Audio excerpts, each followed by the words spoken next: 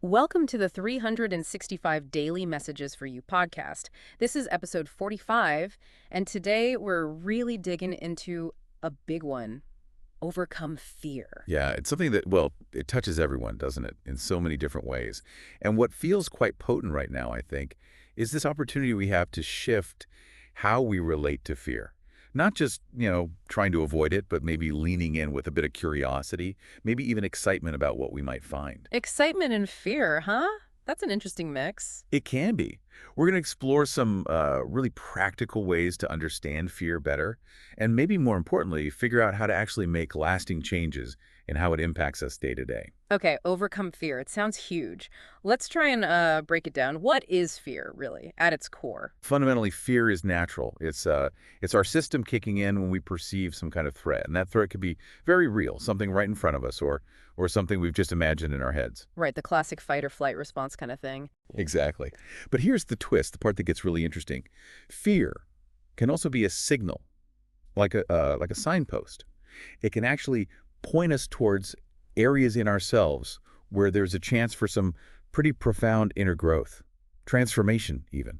So it's not just a warning sign about external danger. Not always, no. It can absolutely be a spotlight on something inside us that's, well, ready to shift, ready to evolve. That's a really different way to look at it. So how does this connect with, the things we want in life, our desires, Yeah. and maybe stuff from our past that still hangs around? Well, think about it. Every real desire we have is kind of a call to expand, right? To move beyond where we are now.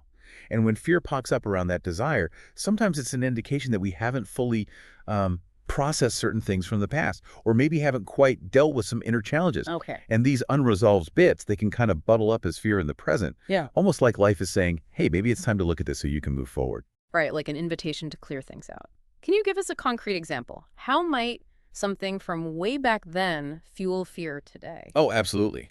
Let's say someone had a really tough time early in their career. Yeah. A big setback, maybe financial stress involved. That real experience, that pain, could easily lead to this lingering fear about taking any new professional risks, even years later when things are totally different. Yeah, I can see that. Or think about relationships. Someone goes through a really bad breakup, trust gets shattered. That past hurt might then show up as a fear of being vulnerable, of trusting someone new. Hmm. The original events, they were real. The feelings were absolutely valid, but the fear that sticks around, that can be the signal. A signal that maybe some inner healing is needed, or perhaps just a shift in perspective, like learn to trust your judgment again, maybe. That makes a lot of sense. It's like those past events cast these long shadows. Now, our source material really highlights this week, saying it has a special kind of energy for tackling fear. It even says, if you want to create positive change, address one fear every day. What's the thinking behind that daily focus? The power there is in consistency, to directing your energy intentionally.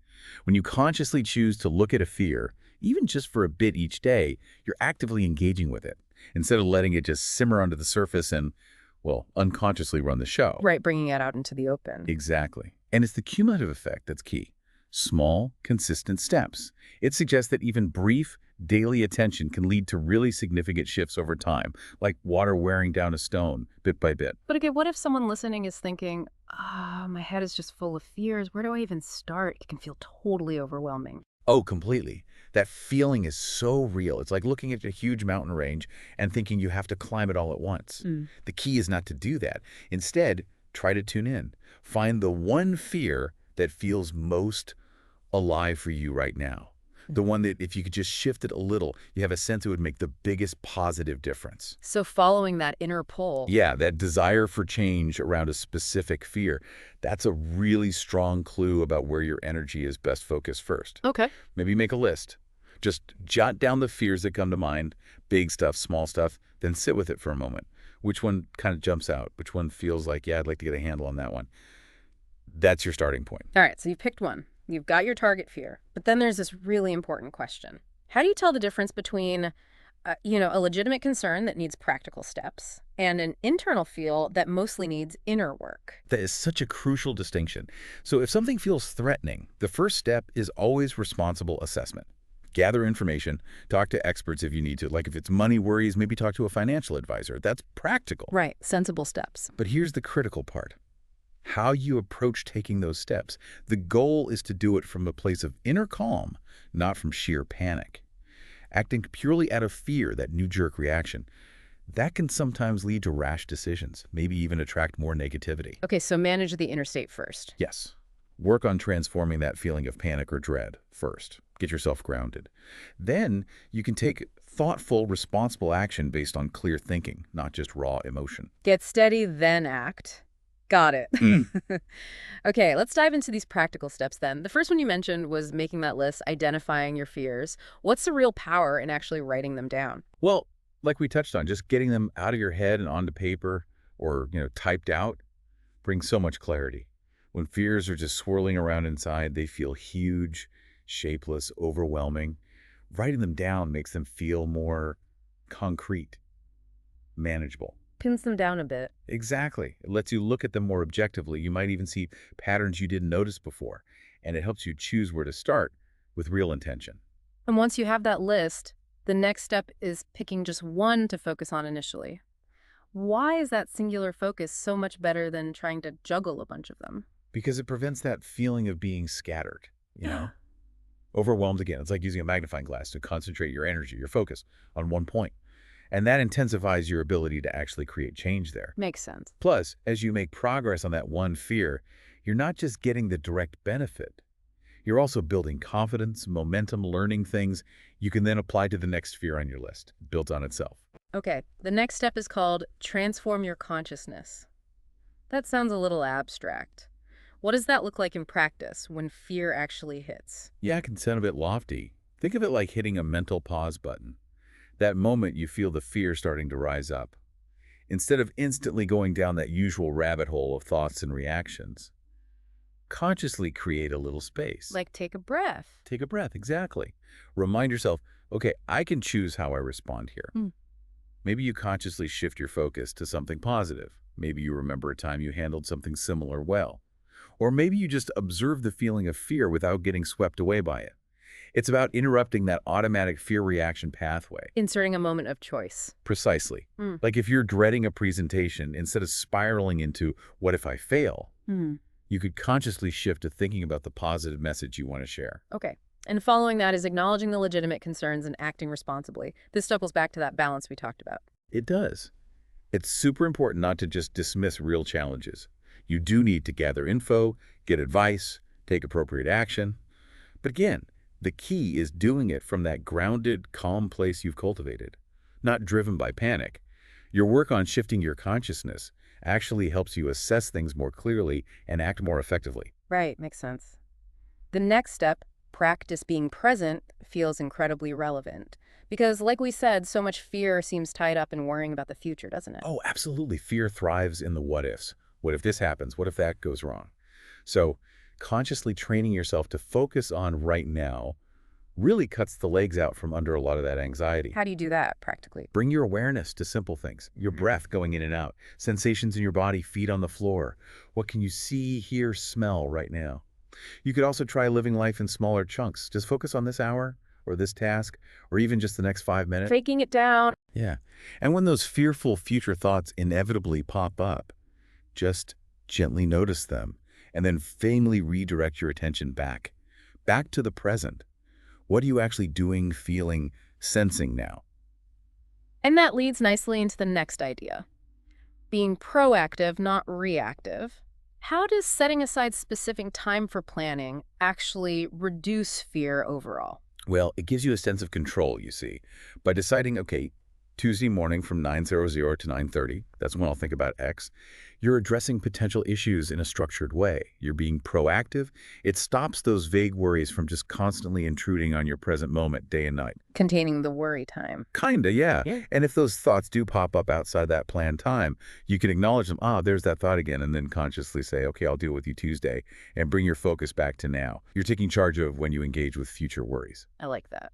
Okay, next up. Use positive affirmations. The example given is, this situation is unfolding for my highest good. How can repeating a phrase actually make a difference when you're feeling scared? It works like a counter program, you know? Your mind is running this fear script full of negative assumptions. Introducing a positive affirmation like, this is unfolding for my highest good, actively challenges that script. Even if you don't fully believe it at first. Especially then. It might feel a bit weird or forced initially, Huh. but consistent repetition starts to sort of seek into your subconscious. It gradually shifts your perspective. It helps cultivate a little bit more trust, a little more openness. It's like planting seeds of hope to compete with the weeds of fear. Planting seeds. I like that. Okay, the next one. Embrace uncertainty. That feels like a tough one. Fear often comes from wanting things to be certain, predictable. It really does. But life, Yeah. well, life is uncertain, isn't it? Trying to control everything is exhausting and ultimately impossible. It just fuels anxiety. So instead of seeing uncertainty as this big, scary monster, could you try to cultivate a little curiosity about it? Maybe even some excitement. Excitement about not knowing. Yeah. Trusting that you can handle whatever comes up. Seeing those moments where you don't have all the answers as openings. Opportunities for growth, for learning, maybe even for some really wonderful, unexpected surprises. Sometimes the best things happen when we least expect them. That requires a bit of faith, I guess. It does, yeah. Faith in yourself, faith in the process. Okay, now this next one sounds super practical. The power of the first 5 minutes. Tell us about how tiny actions can break fear's grip. Right. When fear hit hard, it can feel paralyzing, like you're stuck, frozen. The power of the first 5 minutes is all about finding one tiny, manageable thing you can do right now. Like what kind of thing? Ask yourself, what's one small positive step I can take in the next 5 minutes? It can be incredibly simple. 3 deep breaths, putting on an uplifting song, maybe sending one quick email related to the scary situation, or just getting up and stretching. Anything positive. And that helps how? It breaks the inertia, that feeling of being stuck. Any positive action, no matter how small, starts to shift the energy. It reminds you that you do have agency, and it starts building a tiny bit of momentum in a positive direction. That's a great tool. Okay, then we have cultivate inner peace. Hmm. What are some simple ways people can start building that inner calm, that anchor? Yeah, building that inner anchor is so important. Regular practices really help. Things like spending quiet time in nature, even just 5 minutes looking out a window at a tree, listening to calming music. Uh-huh. Mindfulness practices meditation, or simply paying attention to your senses for a few moments throughout the day. Gentle movement like yoga or just some simple stretches can also be really grounding. Finding what works for you. Exactly. The key is consistency. These practices build up a reservoir of inner calm over time, something you can tap into when fear inevitably shows up. The next point really emphasizes where we put our thoughts and energy. How much does that actually shape our reality? Hugely. Our thoughts and our energy. They're powerful creators.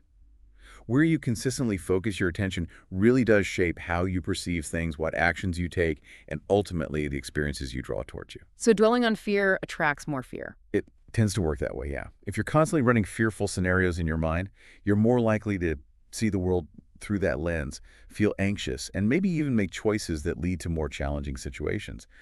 But if you consciously choose to focus on, say, positive intentions, things you're grateful for, proactive steps you can take right now, you start actively shaping a more positive, empowered reality. It's about where you invest your attention. Precisely. Think of your time and attention like currency. Are you spending it on worry or investing it in building the life you want? The choice is yours, moment by moment. And the final point here is a powerful one. Realizing that overcoming fear is ultimately a decision. Yes, it really comes down to that. It's not about becoming fearless, like some kind of superhero. That's not realistic. It's about making a conscious choice, again and again, to not let anxiety run your life, to choose to live more fully in the present, guided by what's important to you, not by what scares you. Choosing growth over staying stuck. Exactly. Choosing growth even when it feels uncomfortable or challenging. And remembering, too, that your state affects others. When you operate from fear, it impacts your relationships, your well-being, the whole atmosphere around you. Right. But as you work on your own fears, you become steadier. Cool. You become a source of strength, not just for yourself, but potentially for others, too.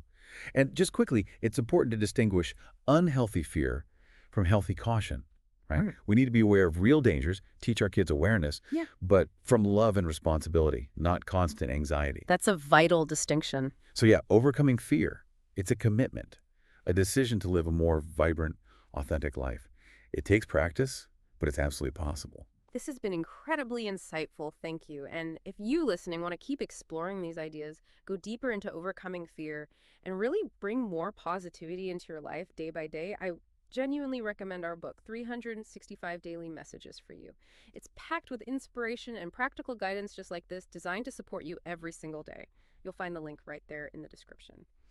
So, just to quickly recap those key steps we walked through: 1, identify your fears, get them out of your head. 2, choose just one to focus on first.